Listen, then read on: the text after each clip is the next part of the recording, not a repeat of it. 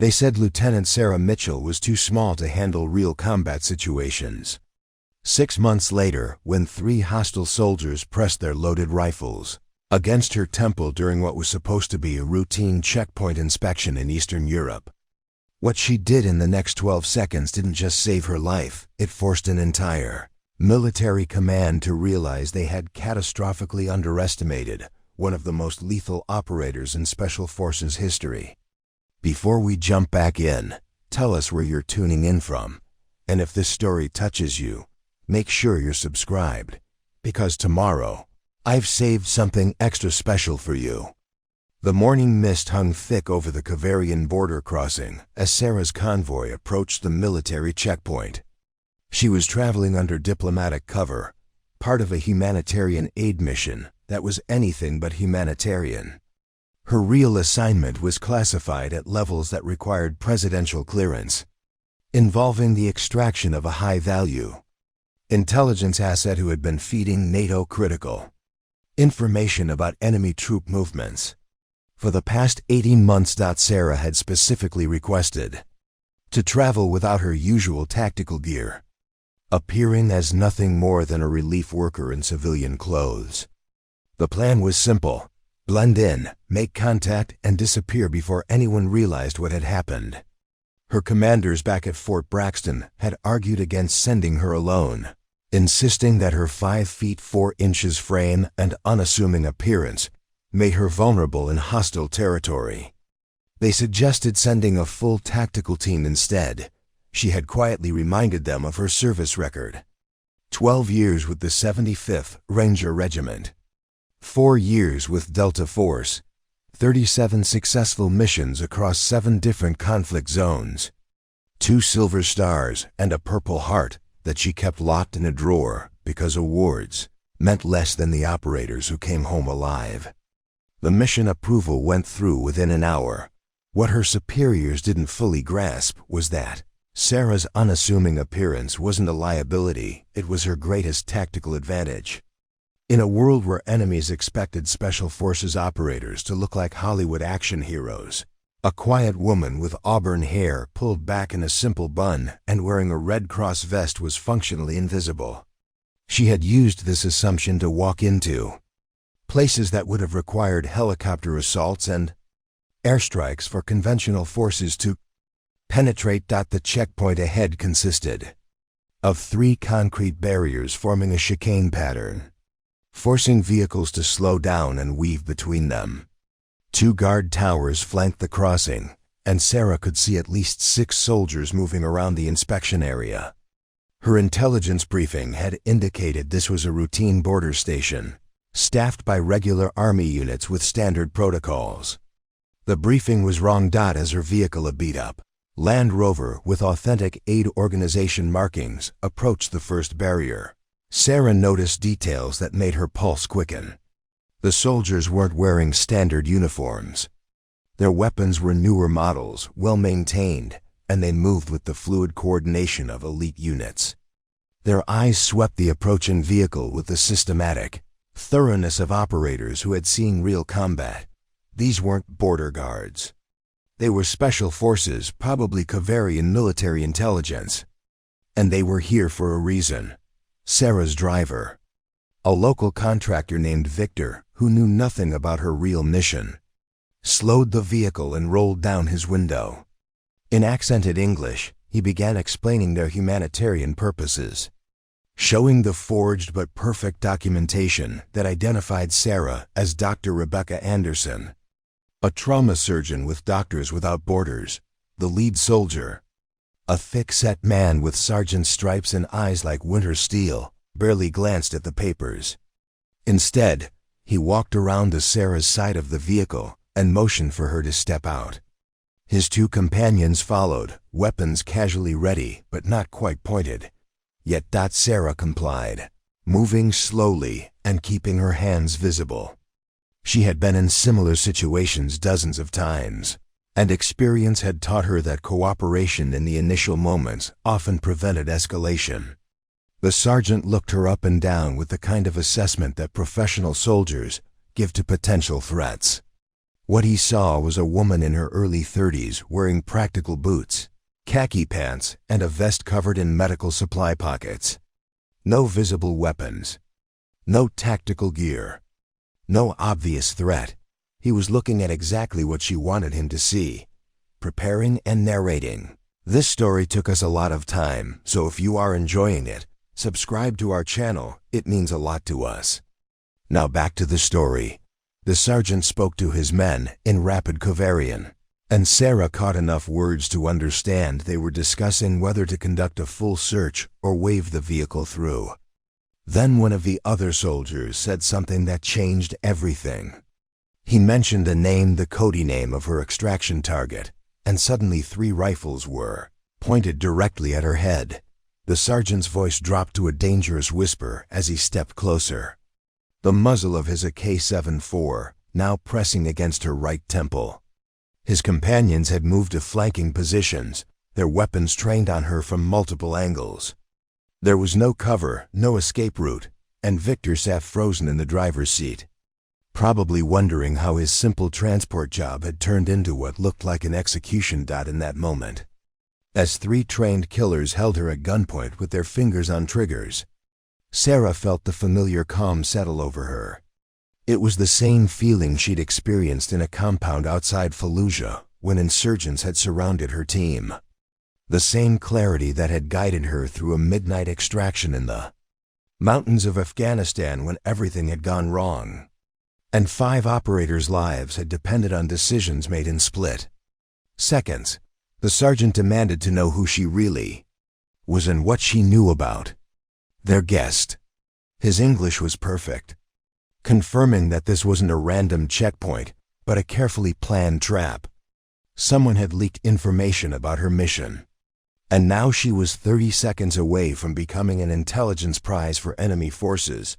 Sarah looked directly into the sergeant's eyes and did something that none of them expected. She smiled. What happened next would be dissected in after-action reports for months afterward, studied in Special Operations Command training scenarios, and whispered about in military bars wherever operators gathered to share stories of missions that officially never happened. But in that moment, all the sergeant knew was that he had made a mistake. A very serious mistake. Sarah Mitchell walked through the halls of Riverside Veterans Medical Center in Portland, Oregon, her soft-soled nursing shoes making barely a whisper against the polished linoleum floors. At first glance, she looked like any other psychiatric nurse working the evening shift, medium height, shoulder-length auburn hair neatly pinned back, wearing navy blue scrubs that hung loose enough to hide her still athletic frame. She carried a tablet for patient notes and wore a stethoscope around her neck, like a badge of her profession. Most of the patients she worked with saw exactly what she wanted them to see: a calm, approachable healthcare worker with patient eyes and a voice that never rose above a gentle murmur. They didn't notice how she positioned herself near doorways during conversations, or how her eyes constantly tracked movement in her peripheral vision, or how she instinctively kept her back to walls whenever possible. These were habits carved so deep by years of training that they had become as natural as breathing. The other nurses knew Sarah as reliable and unflappable.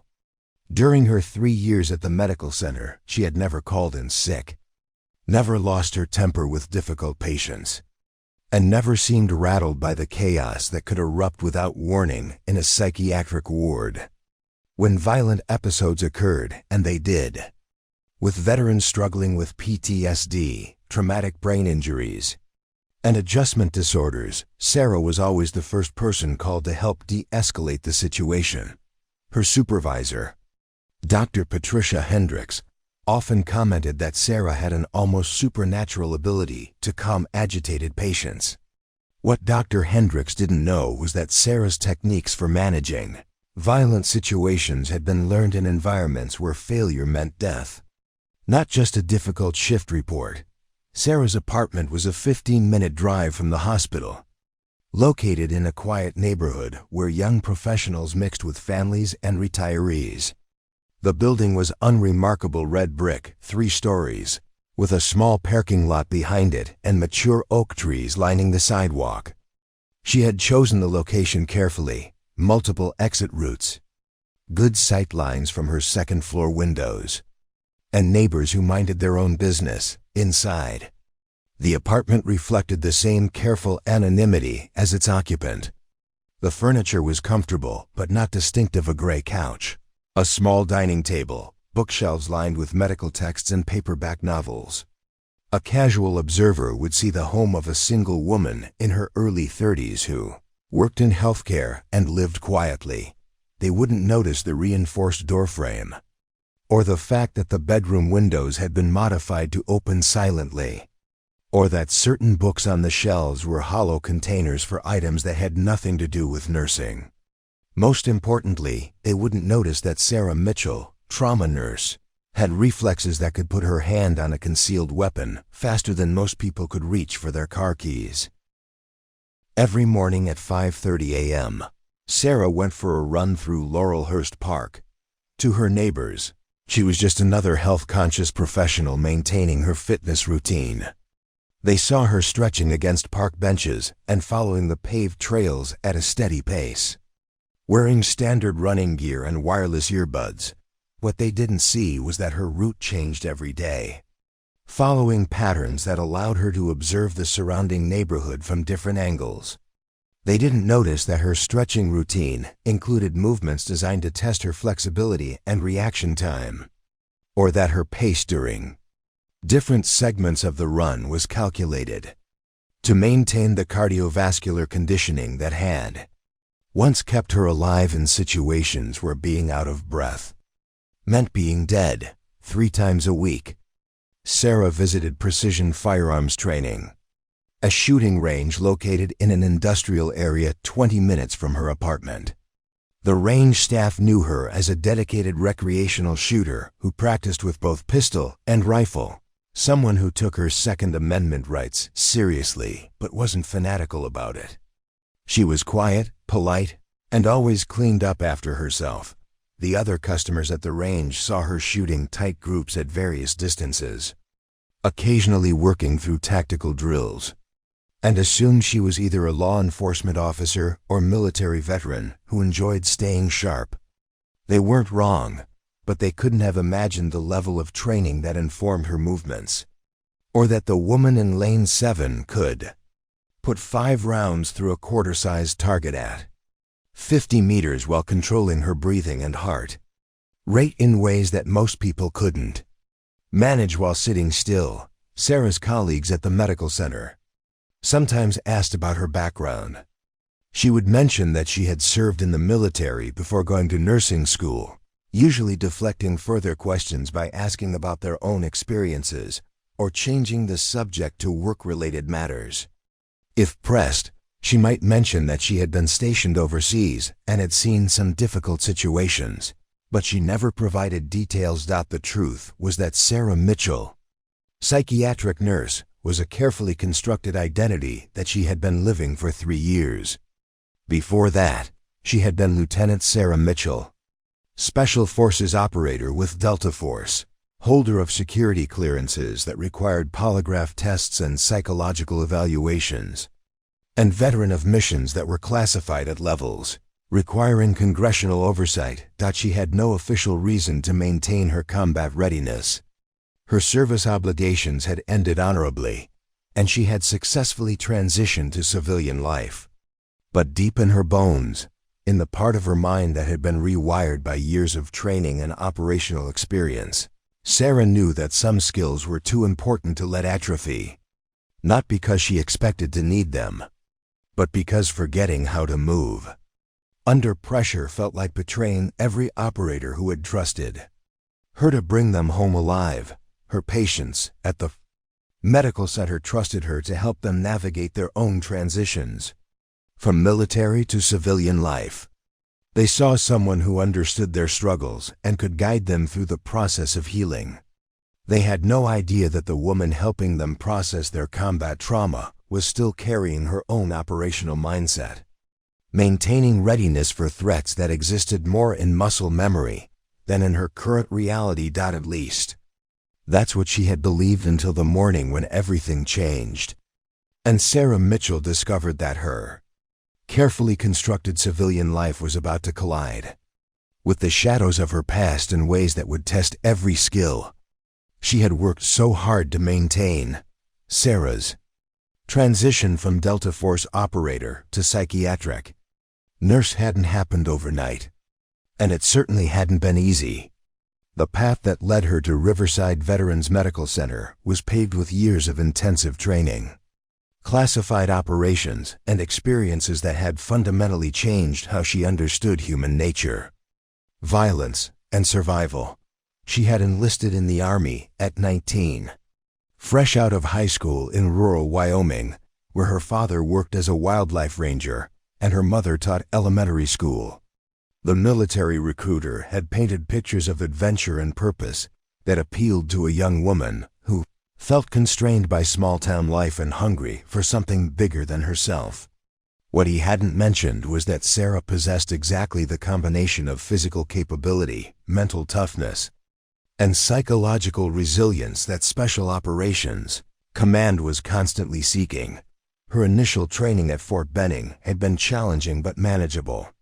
Sarah discovered that the physical demands of basic training, the running, the obstacle courses, the long march with heavy packs came naturally to her. Years of hiking Wyoming mountains with her father had built endurance that most recruits struggled to develop. More importantly, she found that she thrived under pressure in ways that surprised even her drill sergeants. During one particular exercise, when her training platoon was subjected to simulated enemy fire while crossing a river, most recruits had panicked or frozen. Sarah had methodically worked through the problem, identifying covered positions, coordinating with other soldiers, and completing the objective while maintaining clear communication throughout.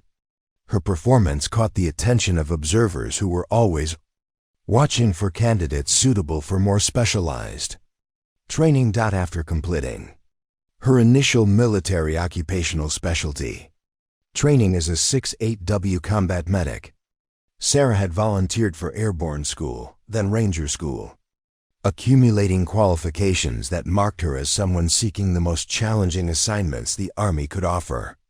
Each level of training had filtered out soldiers who couldn't meet the increasingly demanding standards. But Sarah had not only survived each selection process, she had excelled. Ranger school had been particularly brutal. The 61-day course was designed to push candidates beyond their physical and mental breaking points, testing leadership under extreme stress while operating on minimal food and sleep. Sarah had entered the course weighing 140 pounds and emerged weighing 118.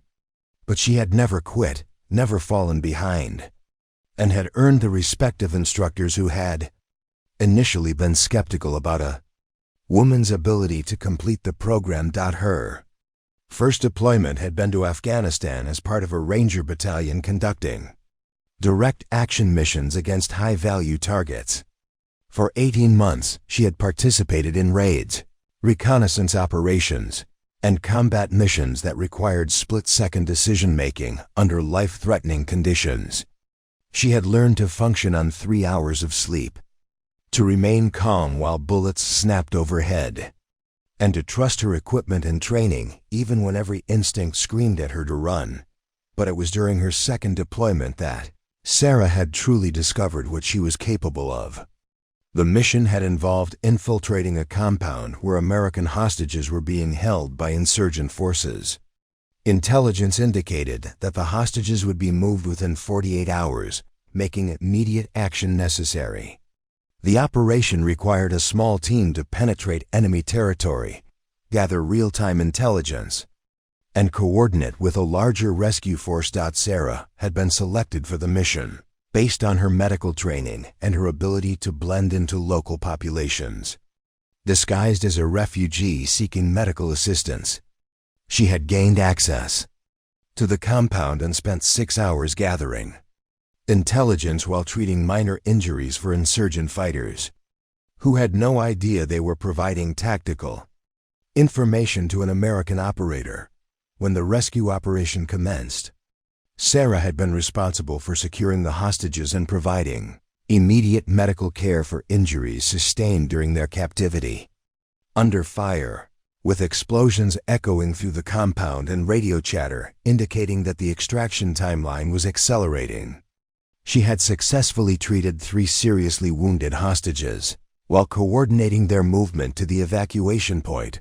The mission had been a complete success, but it had also demonstrated capabilities that brought Sarah to the attention of even more specialized units. Within 6 months, she had received an invitation to undergo selection for Delta Force, the Army's most elite special operations unit. Delta Force selection had been unlike anything she had previously experienced. The physical demands were extraordinary, but the psychological evaluation was even more intensive. Candidates were subjected to stress tests designed to reveal how they would perform when everything went wrong simultaneously. They were placed in scenarios where there were no good options, only degrees of terrible, and evaluated on their ability to make sound decisions while operating beyond the normal limits of human endurance. Sarah had not only passed selection, but had scored in the top 5% of her class. Her ability to remain calm under extreme pressure, combined with her medical training and operational experience, made her valuable for missions requiring both combat effectiveness and specialized skills. Over the next 4 years with Delta Force, Sarah had participated in operations across 3 continents.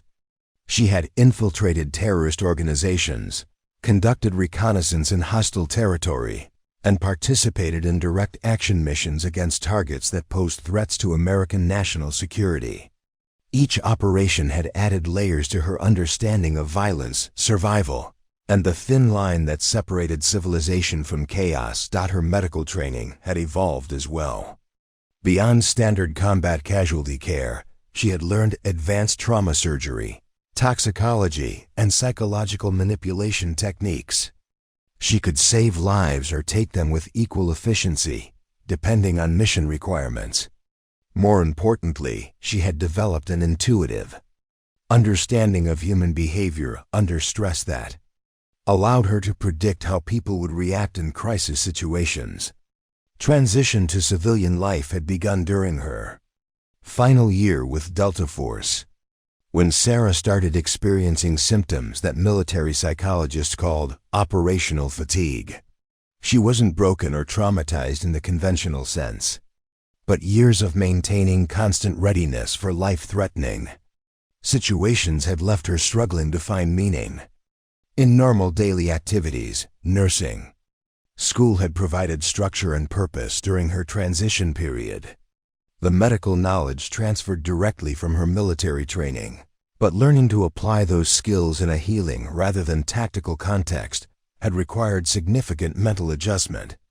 Working with veterans experiencing their own transition challenges had given Sarah a sense of mission that felt familiar while being completely different from her previous work.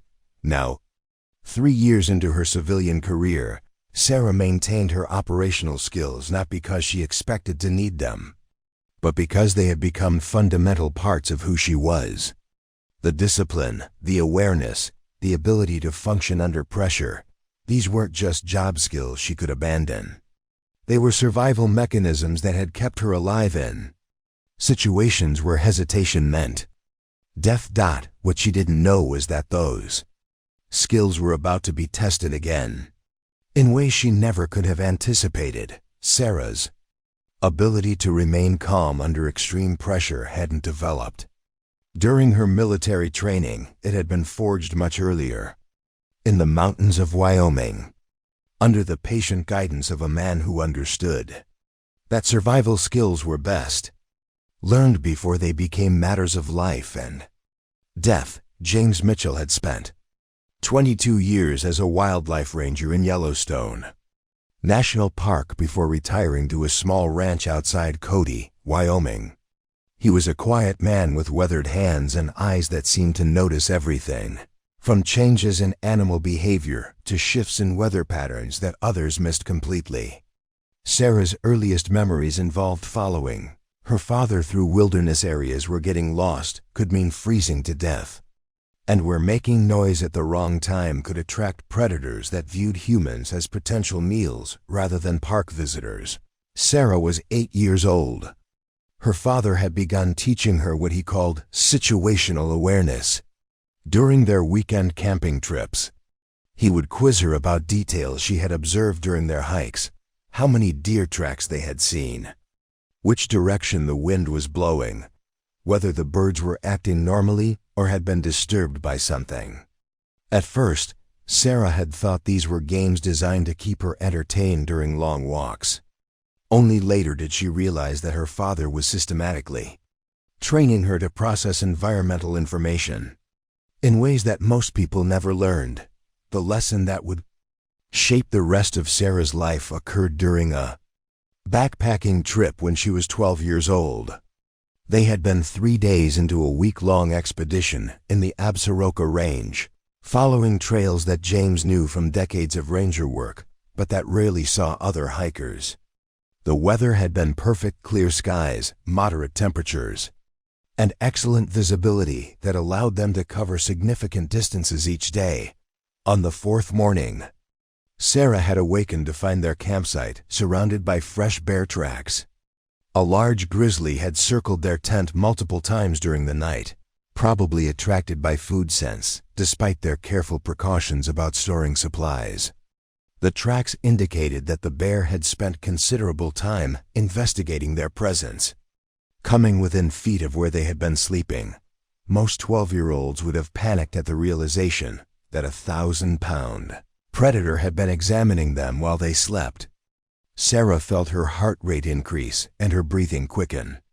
But she looked to her father for guidance. Rather than allowing fear to overwhelm her thinking, James had studied the tracks methodically, reading the story they told about the bear's behavior, size, and probable intentions. He explained to Sarah that panic would cloud their judgment and potentially create a dangerous situation where none currently existed. The bear had investigated and moved on without attempting to access their food or showing aggressive behavior. Their immediate priority was to break camp efficiently and move to a different area, not to react emotionally to something that had already concluded. But the real test came 2 hours later, when they encountered the same grizzly on the trail ahead of them. The bear was approximately 60 yards away, feeding on huckleberries in a small clearing. It hadn't noticed their approach because the wind was carrying their scent away from its position. James motioned for Sarah to stop moving and crouch down behind a fallen log. They were in a potentially deadly situation, too close to retreat safely. With limited visibility due to dense forest on both sides of the trail, Sarah felt every instinct telling her to run. The bear was massive, easily capable of outrunning and overpowering any human. But her father's voice was calm and steady as he whispered instructions. They would wait for the bear to move away from the trail naturally, rather than attempting to scare it off or retreat immediately. Any sudden movement or noise could trigger a defensive response that would end badly for everyone involved. For 45 minutes, they remained motionless behind the log while the grizzly fed. Sarah learned to control her breathing, to ignore the cramping in her legs from maintaining the same position, and to keep her mind focused on the present situation rather than imagining worst-case scenarios. Her father occasionally provided quiet commentary about the bear's behavior, helping her understand what they were observing and why their patient approach was the safest option. When the bear finally moved deeper into the forest, James didn't immediately signal for them to continue. Instead, he had Sarah describe what she had learned from the experience, not just about bear behavior, but about her own responses to stress and fear. He explained that courage wasn't the absence of fear, it was the ability to think clearly and act appropriately despite being afraid. This lesson had been reinforced repeatedly throughout Sarah's childhood. When their truck broke down during a blizzard 20 miles from the nearest town, James had taught her to assess their resources methodically rather than worrying about things beyond their control.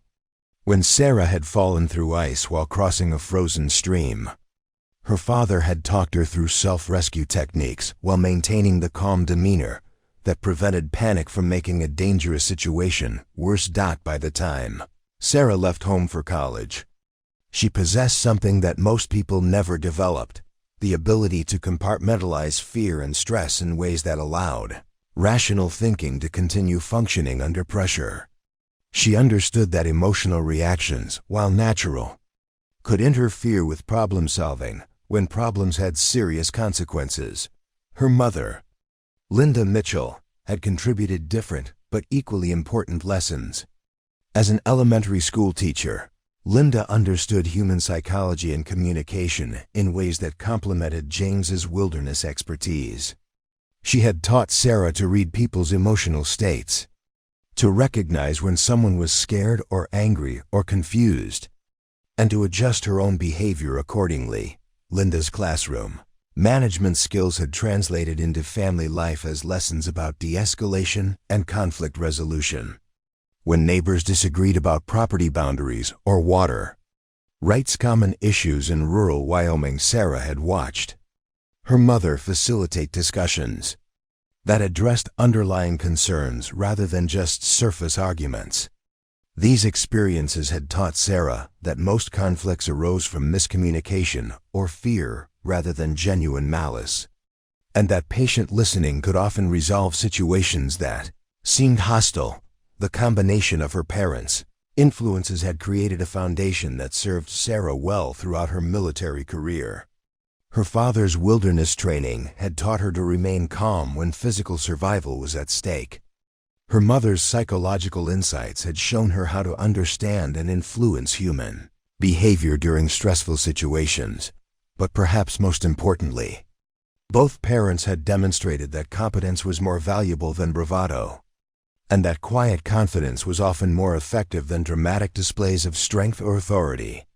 These lessons had shaped Sarah's approach to leadership during her military service, and continued to influence her interactions with patients and colleagues in her civilian career. What neither parent had anticipated was how thoroughly their daughter would internalize these lessons, or how those childhood experiences in the Wyoming wilderness would eventually prepare her to survive and thrive in environments far more dangerous than anything they had encountered together. The foundation they had built would soon be tested in ways that would determine not just Sarah's survival, but the lives of others who would depend on her ability to remain calm when everything around her was falling apart. Sarah's military career had been a systematic progression through increasingly elite units, each level of training building upon the last to create capabilities that few people possessed, and even fewer could maintain under operational stress. Her journey from basic training to Delta Force had taken 8 years of continuous education in subjects that weren't taught in civilian schools. Subjects like advanced marksmanship, explosive ordnance disposal, psychological warfare, and the precise application of violence in service of strategic objectives. Her first assignment, after completing Ranger School, had been with the 3rd Battalion, 75th Ranger Regiment, stationed at Fort Benning, Georgia.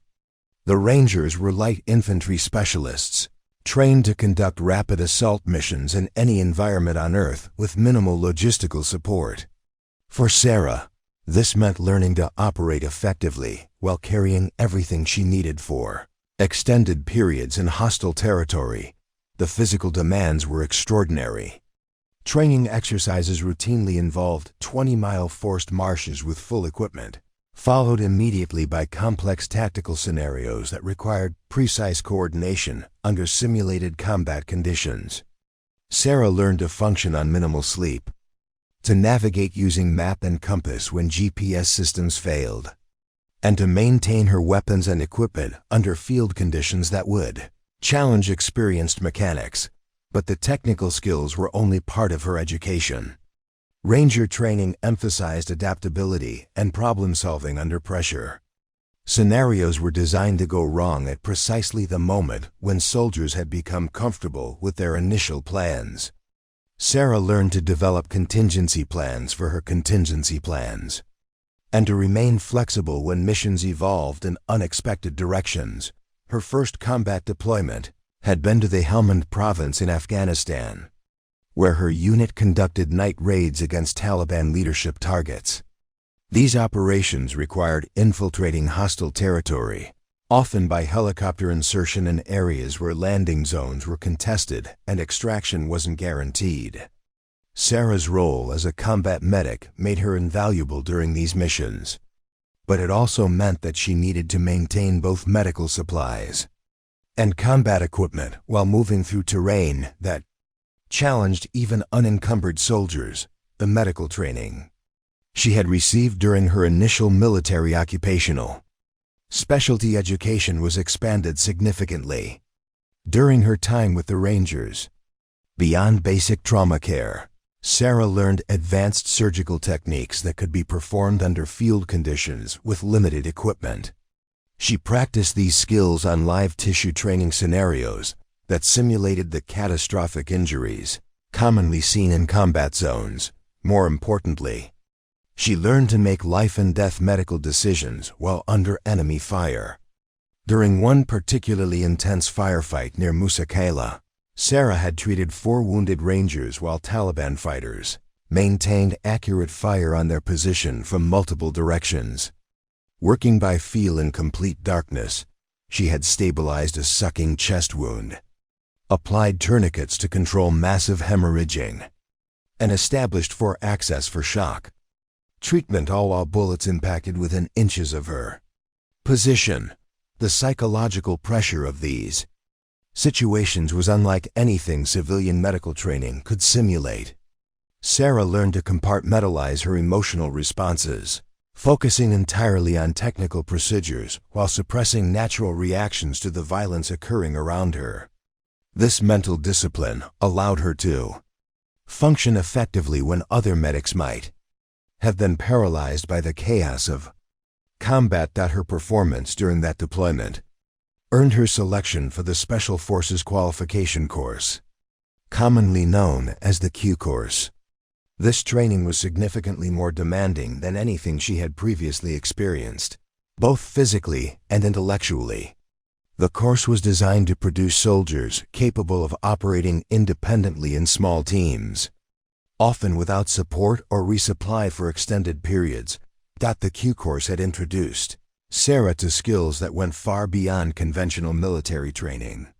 She learned multiple foreign languages, studied cultural anthropology to understand the populations where she might operate, and mastered unconventional warfare techniques including sabotage, recruitment of local assets, and psychological operations designed to influence enemy decision-making.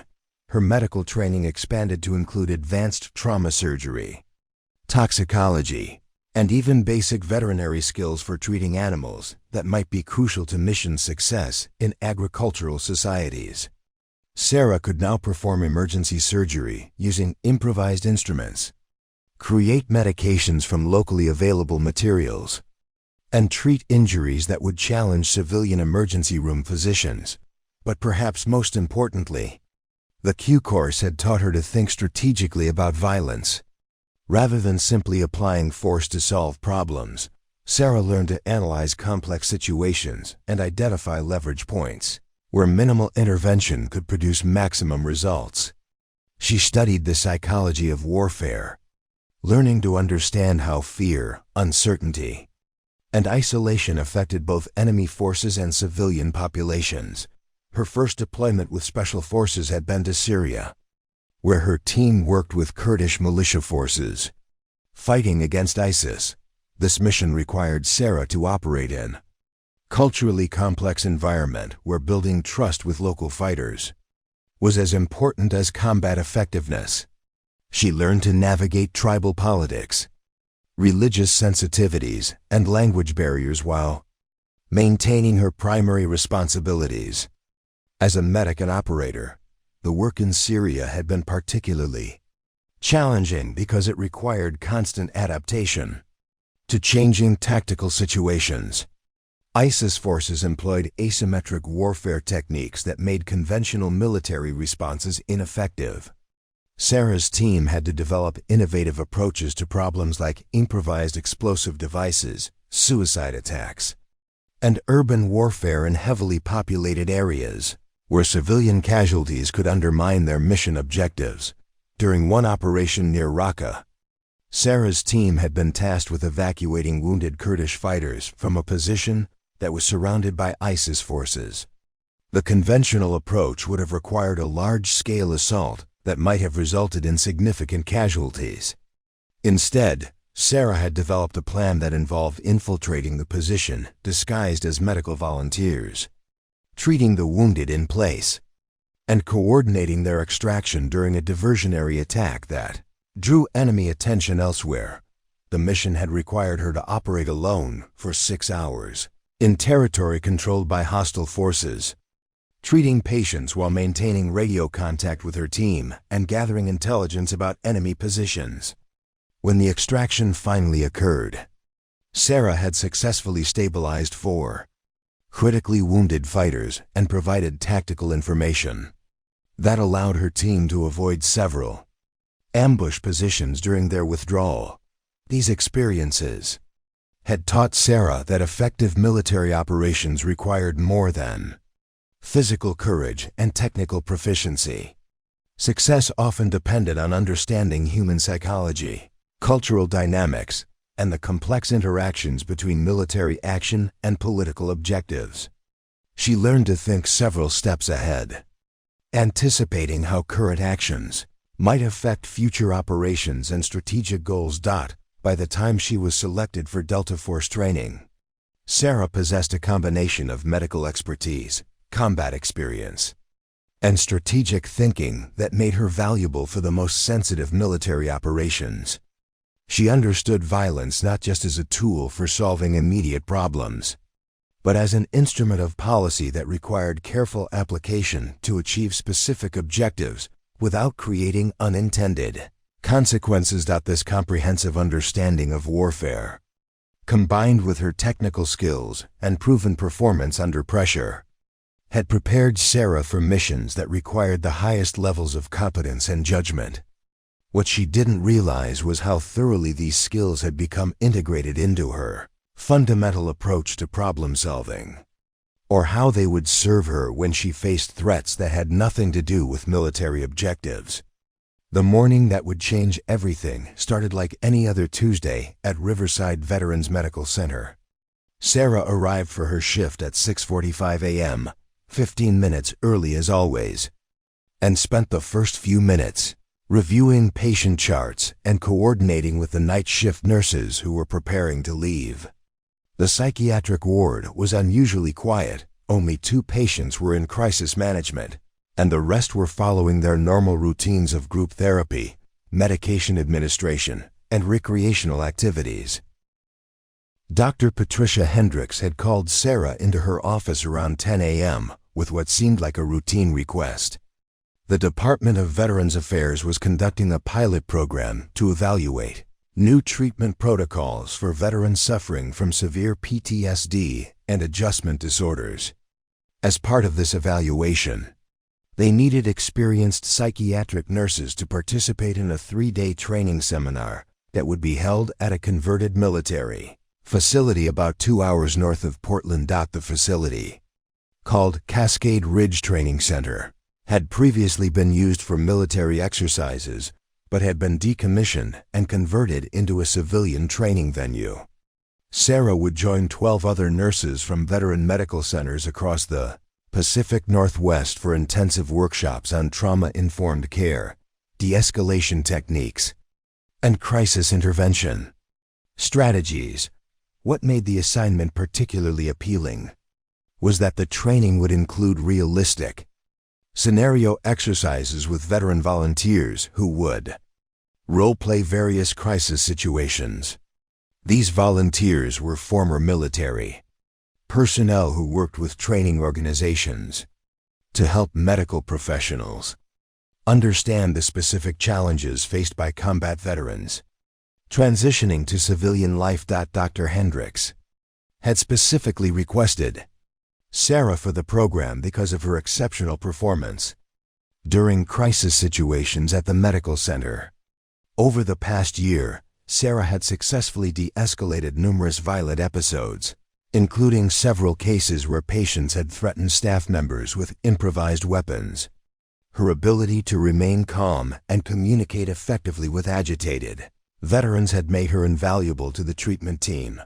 The training seminar was scheduled to begin on Thursday morning, giving Sarah 2 days to arrange coverage for her regular patients and prepare for the extended assignment. She had participated in similar professional development programs before, though none had involved overnight stays at remote facilities. The opportunity to work with other experienced nurses and learn new techniques for helping veterans appealed to her professional interests. Wednesday evening, Sarah packed a small overnight bag with clothes for 3 days, her nursing supplies, and the training materials that had been provided by the organizers. The facility would provide meals and accommodations, so she only needed personal items and professional equipment. As she prepared for the trip, Sarah felt the same sense of anticipation that had accompanied previous training opportunities. Chance to expand her skills and better serve the veteran population that had become so important to her work. The drive to Cascade Ridge Training Center took her through increasingly rural terrain, winding mountain roads that reminded Sarah of her childhood in Wyoming. The facility was located in a remote valley, surrounded by dense forest and accessible only by a single 2-lane road that twisted through several miles of wilderness before reaching the main gate. The center itself was more extensive than Sarah had expected. What had been described as a converted military facility was actually a substantial complex of buildings that clearly retained much of their original military character. The main administration building was a 2-story concrete structure with small windows and institutional architecture that suggested it had been designed for security rather than comfort. Additional buildings were scattered across the property, connected by paved walkways and surrounded by carefully maintained grounds. Sarah could see what appeared to be training facilities, dormitory-style accommodations, and several smaller structures whose purposes weren't immediately obvious.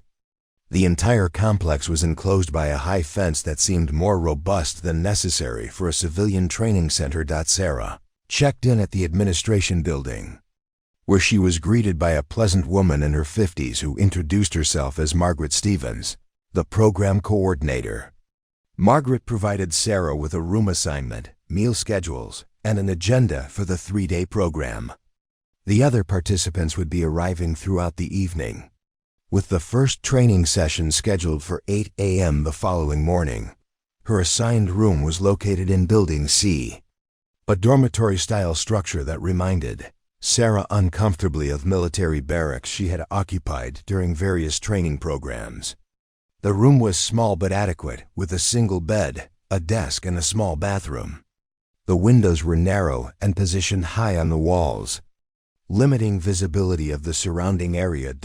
As Sarah unpacked her belongings and reviewed the training materials, she noticed details that seemed inconsistent with a civilian medical training facility. The walls were thicker than necessary for a simple dormitory, and the doors were equipped with locking mechanisms that appeared more sophisticated than required for guest accommodations. The building's layout suggested it had been designed for housing military personnel during training exercises, but the security features seemed excessive for that purpose. During dinner in the main cafeteria, Sarah met several of the other nurses who had arrived for the training program. They represented medical centers from Seattle, Spokane, Boise, and other cities throughout the region. All were experienced psychiatric nurses who worked primarily with veteran populations, and most had military backgrounds themselves. The conversation during dinner focused on professional challenges and treatment approaches, but Sarah noticed that none of the other participants seemed particularly familiar with the training organization or the facility where they were staying. Everyone had been recruited through their supervisors, and the program had been described in similar terms to all participants an opportunity to learn advanced techniques for treating combat-related trauma. What struck Sarah as unusual was the composition of the group. Rather than a random selection of nurses from various medical centers, the participants seemed to have been chosen based on specific criteria.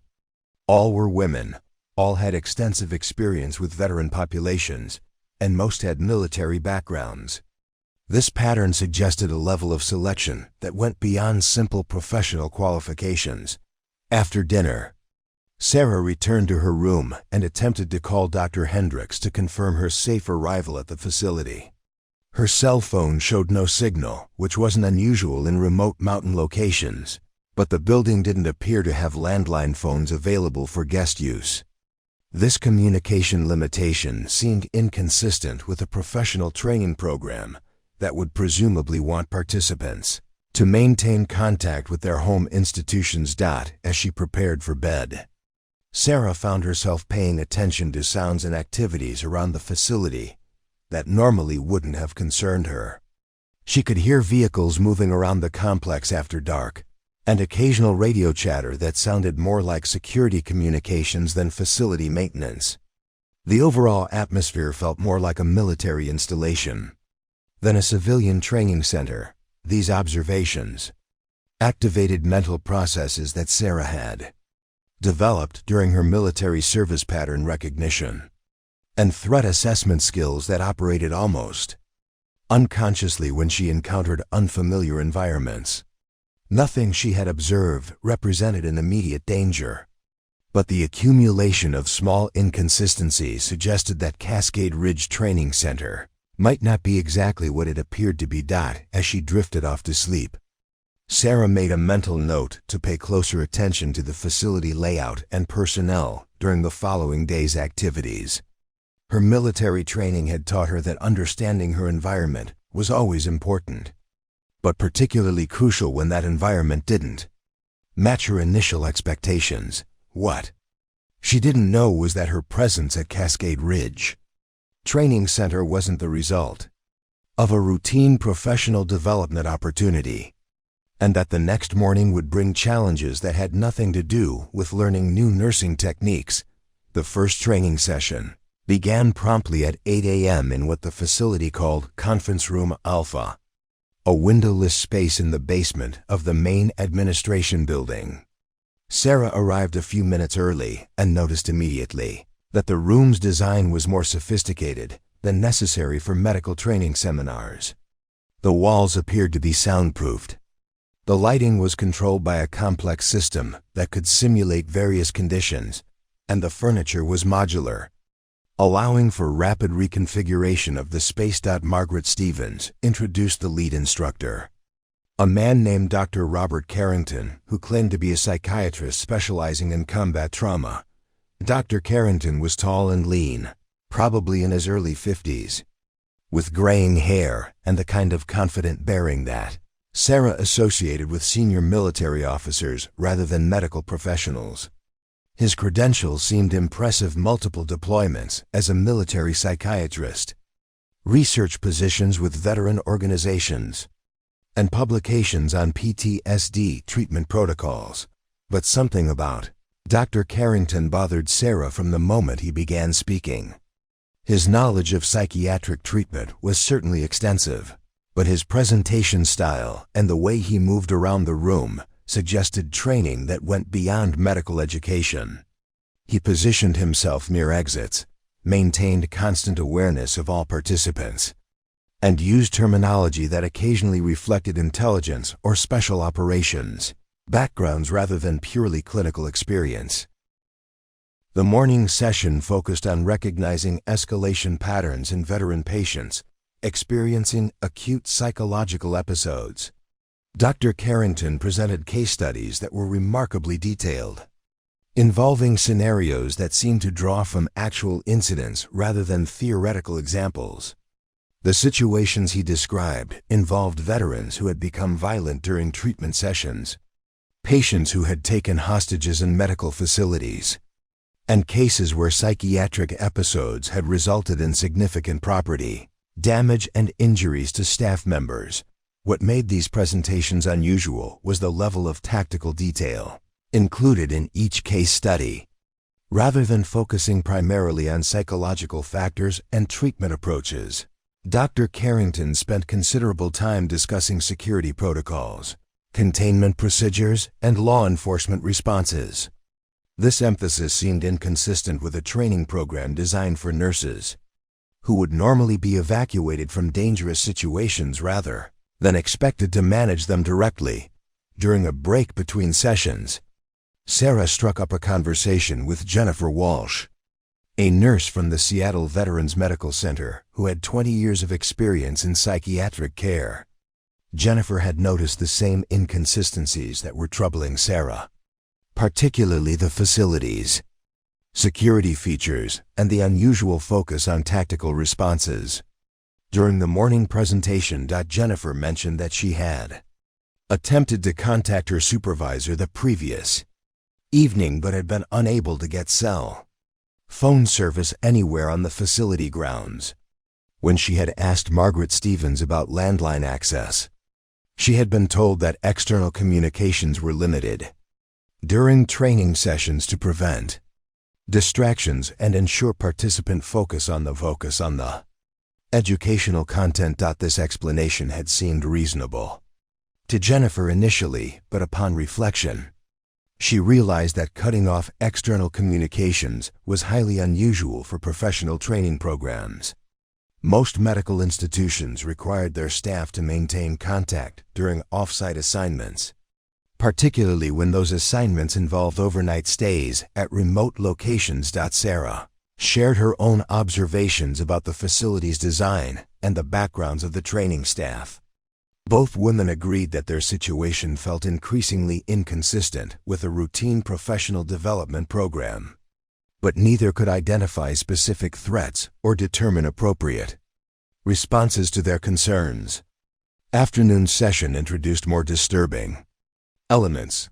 Dr. Carrington announced that the final day of training would involve realistic scenario exercises with veteran volunteers who would role-play various crisis situations. These volunteers, he explained, were former military personnel who specialized in helping medical professionals understand the psychological and behavioral patterns exhibited by combat veterans. During severe episodes, the scenarios would be conducted in a separate building that had been configured to simulate various medical facility environments, emergency rooms, psychiatric wards, and outpatient treatment areas. Participants would be expected to respond to simulated crisis situations using the techniques they had learned during the first 2 days of training. What made this announcement concerning was the level of realism that Dr. Carrington emphasized would be involved in these exercises. The veteran role-players would use actual military equipment, including decommissioned weapons and protective gear, to create authentic psychological pressure. Participants would be required to make real-time decisions about patient care, security protocols, and emergency responses while dealing with individuals who were trained to behave exactly like veterans experiencing genuine psychological crises. Sarah had participated in realistic training exercises during her military career, and she understood the value of high-stress scenarios for developing operational skills. But the exercises Dr. Carrington was describing seemed far more intensive than anything appropriate for civilian medical professionals. The level of psychological pressure and physical realism he was proposing would be challenging for experienced military personnel, let alone nurses who had never been trained for tactical situations. During the evening meal, Sarah observed the other participants more carefully and noticed patterns that reinforced her growing concerns about the training program. While all 12 nurses had been described as having military backgrounds, their actual service records seemed more diverse than initially apparent. Several participants had served in combat roles, including at least 2 who had been special operations medics, and 1 who mentioned having worked in military intelligence. This composition suggested that the selection criteria for the PONGRU training program had been based on operational experience, rather than just medical qualifications. Someone had specifically chosen nurses who possessed both medical expertise and military training that would prepare them for high-stress tactical situations. After dinner, Sarah decided to explore the facility more systematically. She told the other participants that she wanted to take a walk to get some fresh air, and began a casual reconnaissance of the complex. What she discovered during this exploration confirmed many of her suspicions about the true nature of Cascade Ridge Training Center. The facility was much larger than had been apparent during her initial arrival.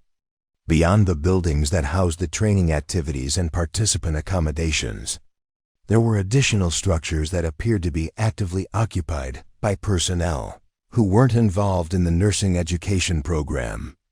She observed security guards conducting regular patrols, communications equipment that seemed far more sophisticated than necessary for a training center, and vehicles that looked more like government fleet cars than civilian transportation. Most significantly, Sarah noticed that the perimeter security was much more extensive than appropriate for protecting a simple training facility. The fencing was topped with razor wire. There were multiple checkpoints along the access road, and she could identify what appeared to be surveillance equipment positioned to monitor both the interior of the complex and the surrounding forest. These observations made clear that Cascade Ridge Training Center was not primarily a civilian training facility. Despite its current use for the nursing education program, the infrastructure suggested a government installation that had been temporarily repurposed or was serving dual functions that weren't being disclosed to the program. Participants. As Sarah returned to her dormitory building, she encountered Dr. Carrington walking across the central courtyard. He greeted her pleasantly and asked if she was enjoying the training program. When Sarah mentioned that she had been exploring the facility, Dr. Carrington suggested that she focus her attention on the educational content rather than the physical environment, explaining that the complex had previously served multiple functions and that some areas remained off-limits for security reasons. This conversation confirmed Sarah's assessment that the training program was not what it appeared to be, and that her presence at the facility might not be coincidental. Her military experience had taught her to trust her instincts when situations didn't match their apparent explanations, and every instinct was telling her that she needed to be prepared for possibilities that had nothing to do with learning new nursing techniques. As she prepared for bed, Sarah began making mental preparations for scenarios that might require skills she had hoped never to use again in civilian life.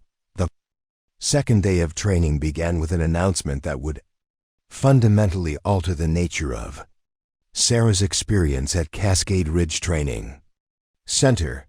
Dr. Carrington gathered all 12 participants in Conference Room Alpha and explained that the afternoon's scheduled activities had been modified to include a special evaluation component that hadn't been mentioned in the original program description. According to Dr. Carrington, the Department of Veterans Affairs was considering implementing new crisis response protocols that would require certain medical personnel to receive enhanced training in tactical situations.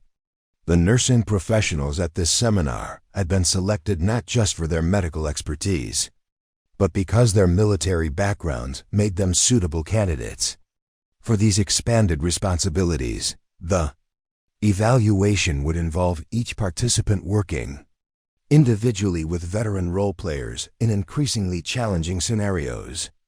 These exercises would test not only medical knowledge and crisis intervention skills, but also decision-making under pressure and the ability to maintain professional effectiveness when standard protocols weren't sufficient to manage dangerous situations. Sarah immediately recognized that this announcement represented a significant departure from anything that could be considered routine medical education. The scenarios Dr. Carrington was describing sounded more like military training exercises than nursing professional development. More troubling was the implication that participants had been selected based on criteria that went beyond their stated qualifications.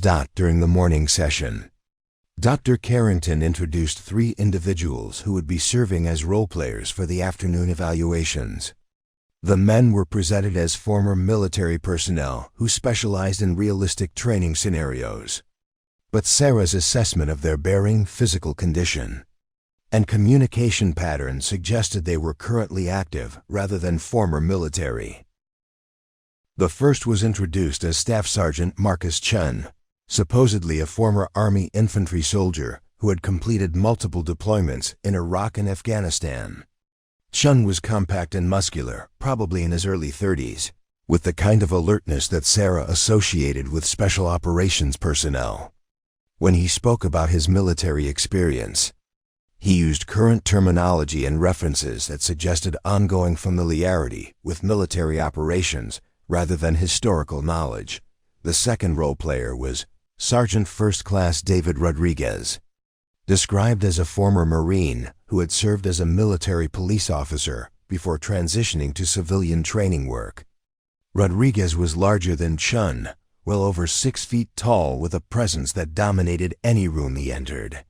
His knowledge of security procedures and crisis management protocols was extensive enough that Sarah suspected he had received training far beyond standard military police qualification. The third man was the most concerning. Introduced simply as Mike Thompson, he was supposedly a former Special Forces medic who now worked with various organizations to provide realistic training scenarios. Thompson was probably in his late 30s, with scars on his hands and forearms that suggested recent rather than historical combat experience. His medical knowledge was clearly extensive, but he also demonstrated familiarity with weapons, surveillance techniques, and tactical procedures that went well beyond anything a former medic would maintain for civilian training purposes. What made these introductions particularly troubling was that none of the 3 men seemed comfortable with the role-playing explanation for their presence at the facility. Their interactions with Dr. Carrington suggested professional relationships based on operational rather than educational contexts. They moved through the facility with the confidence of people who were familiar with its layout and security procedures, rather than contractors brought in specifically for the nursing training program. The morning session involved detailed briefings on the scenarios that would be used for the afternoon evaluations. Each participant would work through 3 increasingly complex situations involving veteran patients experiencing severe psychological episodes. The scenarios were designed to test medical knowledge, crisis intervention skills, and the ability to function effectively when situations exceeded normal protocols. The first scenario involved a veteran patient who had barricaded himself in a treatment room and was threatening self-harm. The participant would need to establish communication, assess the patient's psychological state, and develop a strategy for safely resolving the situation. This scenario seemed appropriate for medical professionals, though the level of realism being promised suggested it would be significantly more stressful than typical training exercises. The second scenario escalated the complexity significantly. A veteran patient had taken another patient hostage during a group therapy session, using an improvised weapon and demanding to speak with military personnel rather than medical staff. The participant would need to manage multiple patients, coordinate with security personnel, and make decisions about when medical intervention was appropriate versus when tactical response was necessary. The third scenario was the most concerning. A veteran experiencing a severe psychological episode had gained access to what was described as training weapons and was threatening multiple staff members in a simulated medical facility. The participant would need to assess the threat level, determine appropriate responses, and maintain professional responsibilities while dealing with a situation that clearly exceeded normal medical protocols. Sarah realized that these scenarios were designed to evaluate capabilities that had nothing to do with routine nursing practice. Someone was testing whether the participants could function effectively in tactical situations that would require military rather than medical training. The progression from medical crisis to hostage situation to armed threat suggested that the real purpose of these evaluations was to identify personnel suitable for assignments that combined medical expertise with operational capabilities. During lunch, Sarah had a quiet conversation with Jennifer Walsh and two other participants who had reached similar conclusions about the true nature of their situation. All four women agreed that the training program was not what it had been presented to be, and that their presence at the facility might be related to recruitment for positions that hadn't been openly described. Jennifer mentioned that she had overheard Dr. Carrington and the role players discussing candidate assessment protocols and operational readiness evaluation terminology that suggested they were being evaluated for specific assignments rather than general professional development. Another participant, Maria Santos from the Boise Veterans Medical Center, had noticed that the facility's communications equipment included encryption capabilities that were far beyond anything necessary for civilian training programs. The group discussed possible responses to their situation, but faced significant constraints. They were in a remote location with no external communications, surrounded by security personnel whose actual affiliations were unclear, and committed to a program that was rapidly evolving beyond anything they had agreed to participate in. Any attempt to leave the facility would require explanations that might create additional complications, particularly if their assessments about the true nature of the program were correct. Sarah suggested that they complete the afternoon evaluations as planned, but remain alert for information that might clarify their actual situation. Her military experience had taught her that gathering intelligence was often more valuable than immediate action, particularly when the full scope of a situation wasn't clear.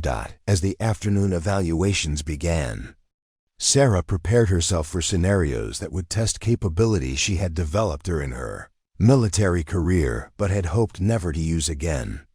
What she didn't anticipate was that the role players had their own agenda, and that the scenarios were about to become significantly more realistic than anyone had planned.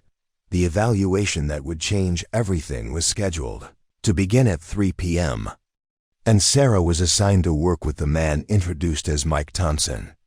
As she walked toward the evaluation area, she noticed additional personnel moving around the facility, people who hadn't been present during the previous day's activities and who clearly weren't involved in medical training. Something was about to happen that had nothing to do with nursing education, and Sarah realized that her military skills were about to be tested in ways she had never expected in civilian life. The evaluation area was located in Building D, a structure that Sarah hadn't been inside during her previous exploration of the facility. As she approached the entrance with Mike Thompson, she noticed that the building's exterior was more heavily reinforced than the dormitories or administration building. The windows were smaller and positioned higher, and the entrance was equipped with multiple locking mechanisms that seemed designed for containment rather than simple security. Thompson led her through a corridor lined with what appeared to be observation rooms, each equipped with one-way glass and sophisticated recording equipment.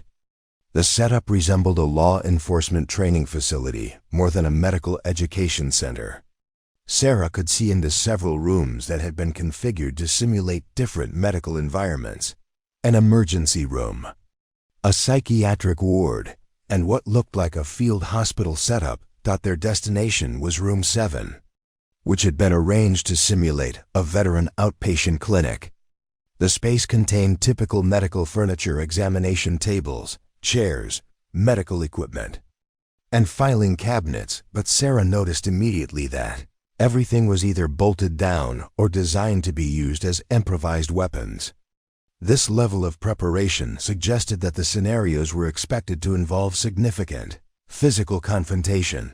Thompson explained that the first evaluation scenario would begin in 5 minutes, giving Sarah time to familiarize herself with the room layout and available medical supplies. As she examined the equipment, she noticed that while the medical supplies were authentic, they had been selected specifically for trauma situations rather than routine outpatient care. The medications available included sedatives, pain management drugs, and emergency cardiac medications that would be appropriate for combat casualty care, but excessive for normal psychiatric treatment. What concerned Sarah most was Thompson's demeanor as he prepared for the scenario. Rather than the relaxed professionalism she would expect from a training contractor, he displayed the focused intensity of someone preparing for an actual operational mission. His movements were economical and purposeful, and he continuously monitored the room's entrances and sightlines in ways that suggested genuine security concerns rather than role-playing preparation. At exactly 3 p.m., the scenario began. Thompson assumed the role of a veteran patient experiencing a severe PTSD episode, but his performance was unlike anything Sarah had encountered in previous training exercises. Instead of exaggerated symptoms designed for educational purposes, Thompson displayed behavior patterns that were disturbingly authentic: the hypervigilance, startled responses, and aggressive defensiveness that Sarah recognized from working with genuine combat veterans. The scenario was supposed to involve de-escalation techniques and crisis intervention protocols, but Thompson's behavior quickly exceeded normal parameters for training exercises. He became increasingly agitated, demanding to know why he was being held at the facility and insisting that the medical staff were part of some kind of conspiracy against veterans. His questions were specific enough to suggest that he possessed detailed knowledge about actual government programs that had involved veteran populations. Sarah attempted to use standard de-escalation techniques, but Thompson's responses indicated that he was evaluating her capabilities rather than simply role-playing a patient in distress. His questions probed her military background, her knowledge of classified programs, and her familiarity with special operations procedures. This line of inquiry had nothing to do with medical training and everything to do with assessing her potential value for purposes that hadn't been explained. 15 minutes into the scenario, Thompson's behavior shifted dramatically. Instead of continuing to play the role of an agitated patient, he began moving around the room in patterns that Sarah recognized as tactical positioning. He was systematically controlling the space, limiting her movement options, and positioning himself to dominate any physical confrontation that might develop. Sarah realized that this was no longer a training exercise designed to evaluate her medical skills. Thompson was conducting an operational assessment of her capabilities under pressure, and the scenario was designed to determine how she would respond when standard protocols were insufficient to manage the situation. When she attempted to call for assistance using the emergency communication system that had been described during the orientation, Sarah discovered that the system wasn't functional. The call button produced no response, and there was no indication that anyone outside the room was monitoring the situation. This isolation suggested that whatever was happening in Room 7 was intended to proceed without outside interference. Thompson's questioning became more aggressive and specific. He demanded to know details about her Delta Force service, asked about classified missions she had participated in, and pressed her for information about special operations procedures that couldn't possibly be relevant to veteran psychiatric care. His knowledge of her military background was far more detailed than anything that should have been available to civilian training contractors. The realization hit Sarah with absolute clarity. Mike Thompson wasn't a former Special Forces medic working as a training contractor. He was an active intelligence operative, and this entire training program was an elaborate recruitment. Operation designed to identify former special operations personnel who could be utilized for classified assignments. The nursing education cover story had been used to gather women with both medical expertise and military operational experience in a controlled environment where they could be evaluated without their knowledge. The facility, the scenarios, and the personnel were all genuine government assets being used to assess potential recruits for programs that operated outside normal military channels. Thompson confirmed her assessment when he abandoned all pretense of role-playing and spoke directly about her situation. He explained that her presence at Cascade Ridge wasn't coincidental, and that her performance during the previous day's activities had identified her as a candidate suitable for special assignments that required her unique combination of medical training and operational experience. The Department of Veterans Affairs connection was real, but the nursing training program was a cover for recruitment activities conducted by organizations that Thompson didn't identify. Sarah and the other participants had been selected based on psychological profiles, service records, and performance evaluations that indicated they possessed capabilities needed for classified operations involving veteran populations. Thompson made it clear that Sarah had a choice to make. She could agree to participate in additional evaluation activities that would determine her suitability for these special assignments, or she could decline and return to her civilian life with the understanding that her knowledge of the recruitment program would need to remain confidential.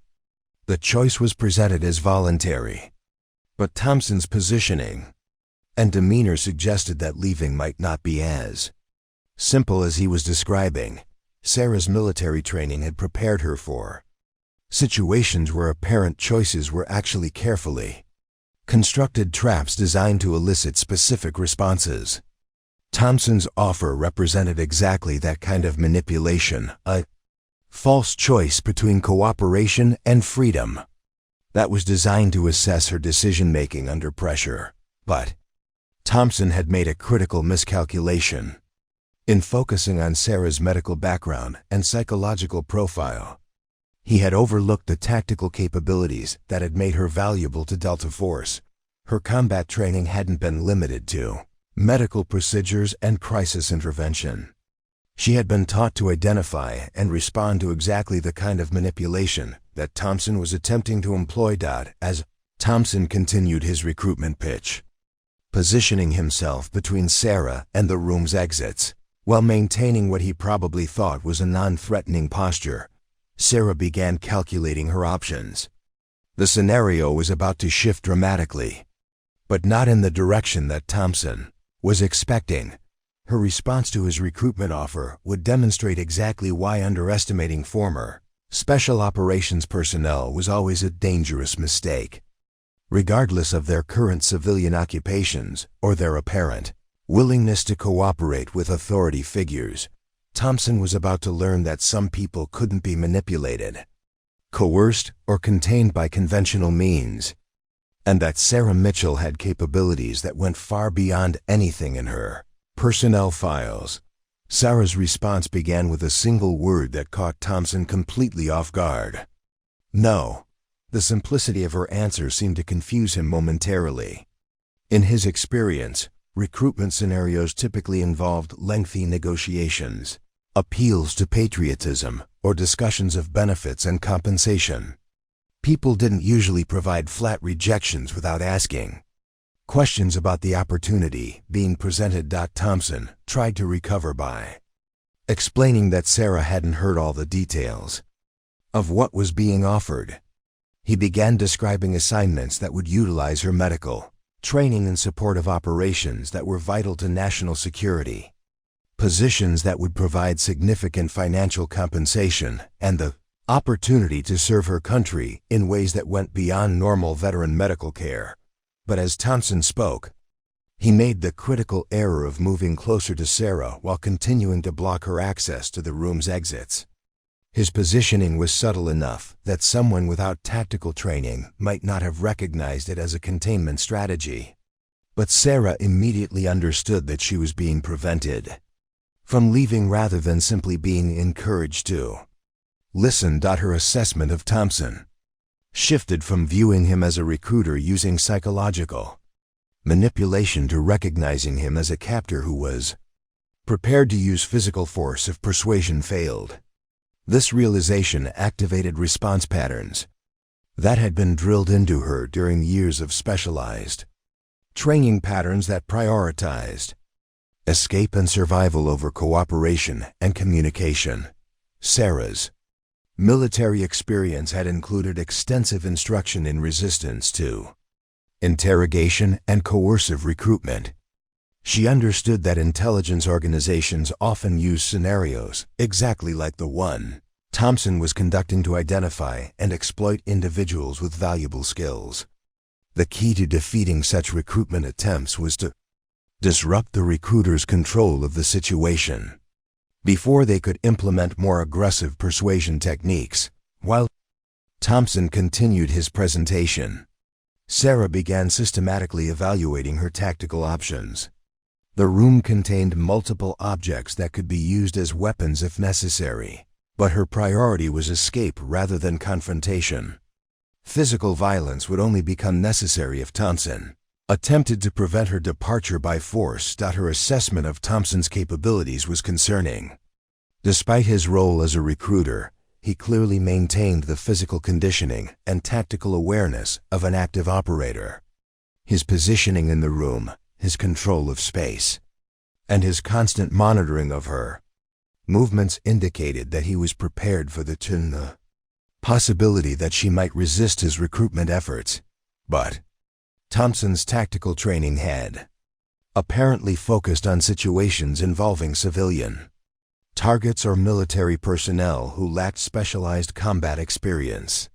His approach assumed that Sarah would respond to pressure like a normal person rather than someone who had been trained to function effectively when threatened by hostile forces. When Sarah stood up and announced that she was leaving immediately, Thompson's response confirmed her assessment of the situation.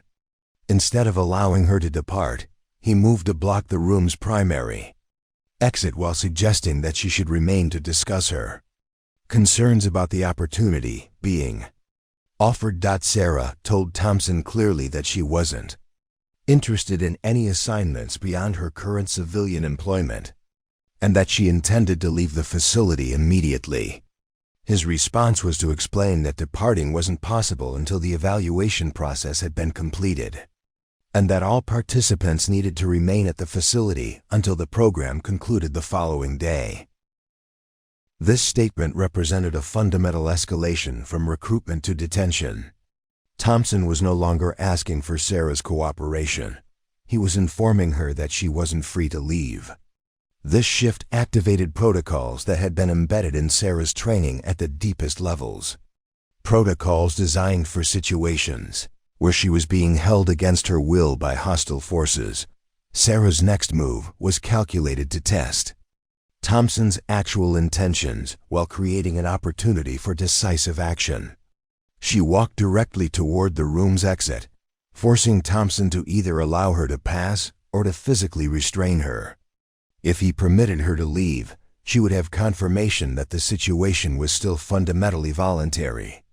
If he attempted to stop her, she would have justification for whatever level of force became necessary to secure her freedom. Thompson chose to block her path physically, placing his hand on her shoulder and explaining that she needed to remain in the room until the evaluation was complete.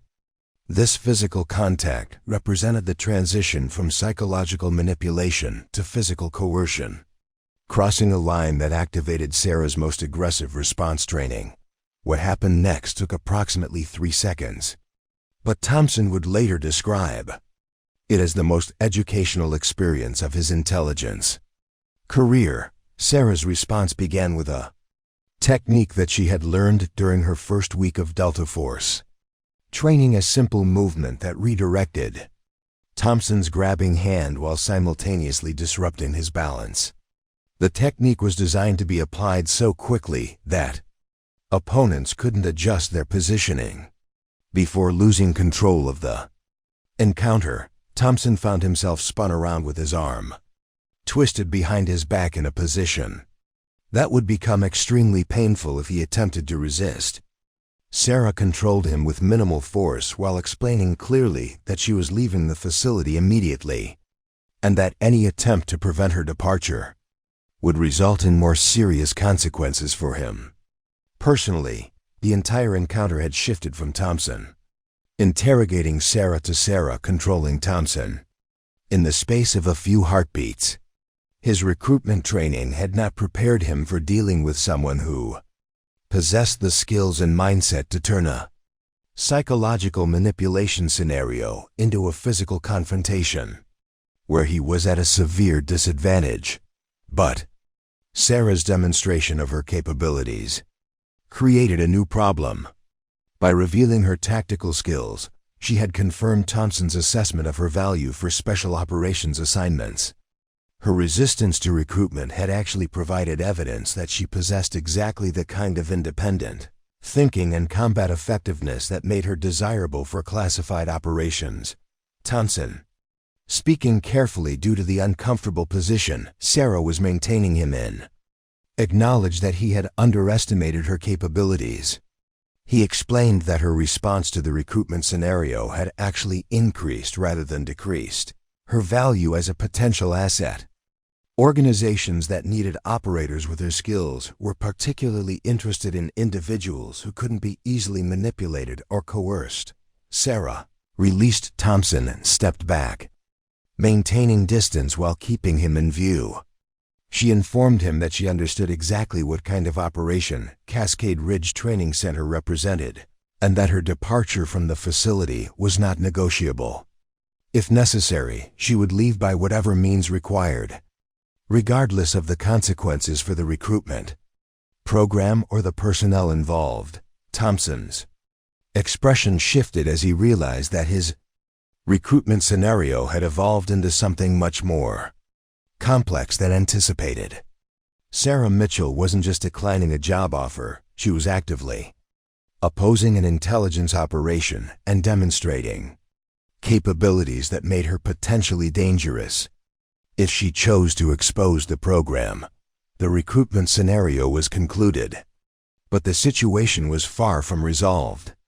Thompson now faced the challenge of managing a former special operations soldier who had identified his operation, demonstrated superior tactical skills, and was demanding immediate release from a facility that hadn't been designed to accommodate uncooperative candidates.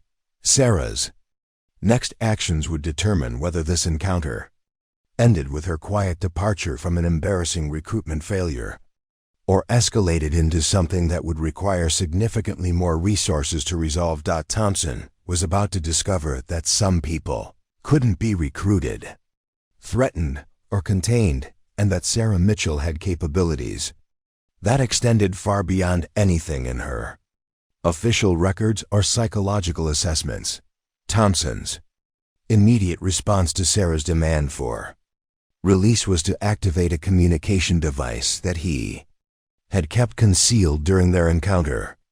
Within minutes, the situation in Room 7 had escalated from a failed recruitment attempt to a facility-wide security alert. Sarah could hear footsteps in the corridor outside, radio chatter, and the unmistakable sounds of personnel moving into tactical positions around the building. Dr. Carrington arrived first, accompanied by 2 security officers who positioned themselves at the room's entrance while maintaining enough distance to avoid the kind of close-quarters confrontation that Sarah had just demonstrated with Thompson. Carrington's demeanor had shifted completely from the professional educator persona he had maintained during the training sessions to something much more authoritative and direct. He explained to Sarah that her situation had become complicated by her resistance to the recruitment process and her demonstration of capabilities that created security concerns for the operation. The Cascade Ridge facility was conducting activities that required strict confidentiality, and her knowledge of those activities meant that her Departure couldn't be handled through normal procedures. Sarah listened to Carrington's explanation while continuously assessing the tactical situation developing around her. Additional personnel had taken positions in the corridor, and she could hear communications indicating that the facility's security protocols had been elevated to containment status. Whatever had begun as a recruitment operation was rapidly evolving into something that resembled a hostage situation, but Carrington had made the same fundamental miscalculation as Thompson. Both men were approaching Sarah as if she were a civilian who could be intimidated by displays of authority and superior numbers. Their training had apparently not prepared them for dealing with someone who had spent years learning to function effectively when outnumbered by hostile forces and environments specifically designed to prevent escape. Sarah's response was to clearly articulate her understanding of the situation and her intentions regarding resolution. She informed Carrington that she recognized Cascade Ridge as an intelligence operation conducting illegal recruitment activities against American citizens. She explained that her knowledge of the facility's activities and personnel would be reported to appropriate authorities unless she was released immediately and allowed to depart without further interference. More importantly, she made it clear that any attempt to detain her against her will would be met with whatever level of force she deemed necessary to secure her freedom. Her military training had included extensive instruction on the legal and ethical principles governing resistance to unlawful detention, and she was prepared to apply those principles regardless of the claimed authority of her captors. Carrington attempted to negotiate by explaining that Sarah's cooperation could be secured through financial incentives and appeals to patriotic duty. But his approach demonstrated a fundamental misunderstanding of her motivations and capabilities. Sarah had already rejected recruitment offers, and additional incentives weren't going to change her assessment of the situation. The turning point came when Carrington made the tactical error of attempting to use the other nursing program participants as leverage against Sarah. He mentioned that Jennifer Walsh and the other women were still undergoing evaluation activities, and that their treatment might be influenced by Sarah's willingness to cooperate with facility personnel. This threat against innocent civilians activated response protocols that had been embedded in Sarah's training at the most fundamental levels. Her mission as a Delta Force operator had often involved protecting non-combatants in hostile environments, and threats against civilians triggered aggressive protective instincts that overrode all other considerations. Sarah's response was immediate and unambiguous. She informed Carrington that any harm to the other participants would result in consequences that extended far beyond the current situation. Her knowledge of intelligence operations, combined with her operational capabilities, meant that she could cause significant problems for organizations that operated outside legal boundaries. But more immediately, she demonstrated that the tactical situation in Room 7 was not under Carrington's control despite his superior numbers and facility resources. Sarah had positioned herself to dominate the room's entrances while maintaining access to improvised weapons and communication equipment.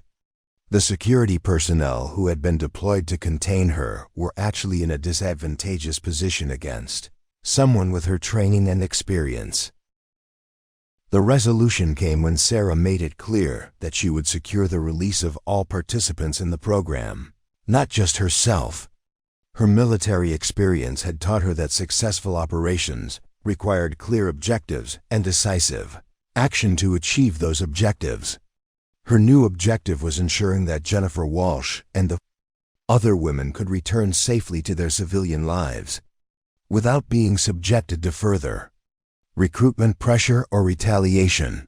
Carrington found himself negotiating from a position of weakness despite controlling the facility and having superior numbers.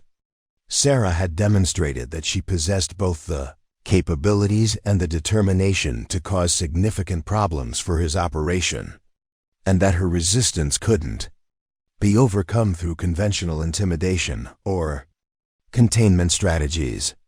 Agreement that emerged from their confrontation reflected Sarah's complete victory over the recruitment operation.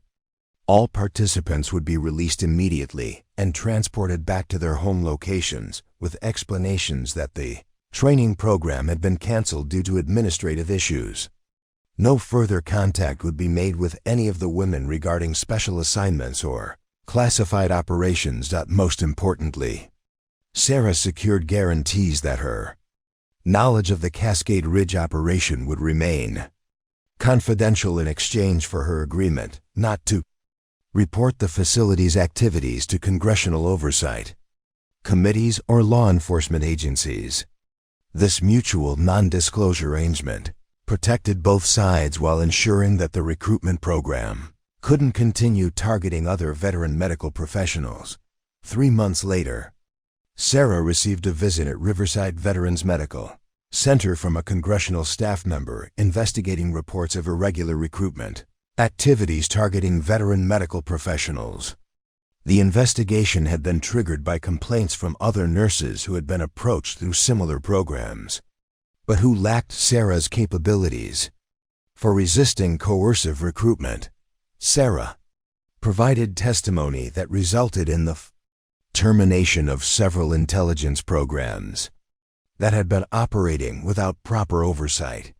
Her actions at Cascade Ridge had not only secured her own freedom and that of her colleagues, but had exposed recruitment activities that violated federal laws governing intelligence operations against American citizens. Dr. Patricia Hendricks, her supervisor at the medical center, was never fully briefed on the details of what had occurred during the canceled training program. Sarah simply explained that the program had been discontinued due to administrative issues, and that her experience had reinforced her commitment to helping veterans through legitimate medical channels rather than special government assignments. 6 months after the Cascade Ridge incident, Sarah received an unexpected phone call from Jennifer Walsh, who had been promoted to head nurse at the Seattle Veterans Medical Center. Jennifer mentioned that she had been approached by legitimate federal agencies offering consulting positions on veteran medical care, opportunities that included proper contracts, legal protections, and transparent job descriptions. Difference between these legitimate opportunities and the Cascade Ridge recruitment operation was stark enough that Jennifer wanted to thank Sarah for demonstrating the importance of maintaining professional standards and legal protections when considering any government-related assignments. Sarah's response was characteristic of her approach to both military service and civilian life. She had simply done what needed to be done to protect people who couldn't protect themselves. Her willingness to confront authority when that authority exceeded legal boundaries had prevented other veteran medical professionals from being subjected to the same coercive recruitment that she had successfully resisted. Skills that had made her valuable as a Delta Force operator, tactical competence, ethical reasoning, and protective instincts had proven equally valuable in civilian life when those skills were needed to defend constitutional principles and professional integrity against organizations that operated outside appropriate legal constraints.